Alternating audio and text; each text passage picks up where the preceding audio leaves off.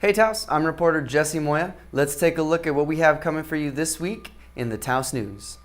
On the crime beat, reporter John Miller takes a look at the summer ahead, a time when warmer temperatures invite Taoseños to enjoy the great outdoors, barbecues and ball games, music festivals and mountain hiking. But there's a darker side to the sunny summer months, as criminal activity also tends to rise. Also on the crime beat, a brawl broke out during a show at Old Martinez Hall over the weekend. Be sure to check out our coverage of the scene on Saturday with some details from the manager and law enforcement on how the situation was handled. In the courts, state police say they made a big catch when they pulled over a 25-year-old Taos resident, Hendrix Kahe Johnston, arrested him for DUI and subsequently for narcotics, including heroin and methamphetamine that police say were discovered inside the suspect's vehicle with an approved search warrant. The narcotics, however, are pending confirmation from the state crime lab. Narcotics charges levied against Johnston in a case from 2016 were dropped less than 1 month ago when police failed to submit the drugs for testing in time. Make sure to also take a gander at our inaugural news section, The Docket, a planned monthly breakdown of what's happening in the Taos County court system. In sports this week, Arsenio Trujillo begins his 2-part series highlighting the 25th anniversary of the Taos Country Club and reveals a new appreciation for the art or sport of dance. Also this week, reporter Cody Hooks gives us bits and pieces of Taos County business, including the controversial helipad in Arroyo Hondo built by millionaire philanthropist Ed Healy.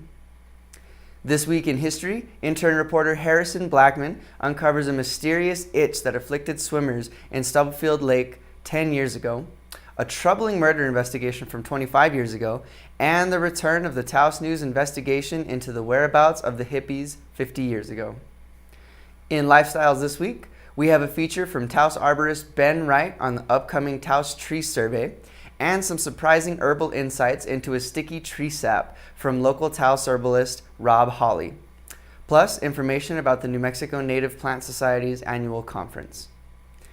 In Spanish and English this week, you'll find a story about the annual all-night vigil that takes place this coming Saturday at the St. Francis de Assisi Church in Ranchos, an event that precedes the Fiestas de Taos Mass.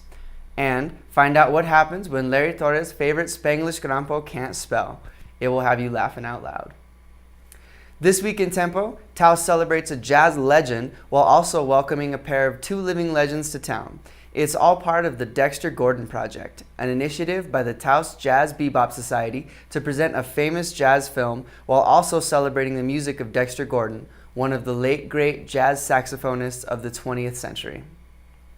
In addition, Tempo is covering the Dog Days benefits for the Stray Hearts Animal Shelter, featuring Citizen Dan, the Taos Historics Museum's fundraising fandango, including a very special guest, and the unusual presentation of a book titled Darwin Diaries. It's all there, plus arts and entertainment briefs, a movie review of the new Spider-Man movie, and the best calendar of events around.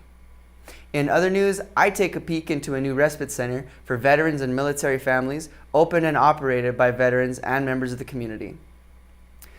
Well, that wraps it up for this preview. Be sure to get all of this and more in this week's edition of the Taos News. Also, be sure to check us out on Facebook and Twitter. Have a great week, Taos.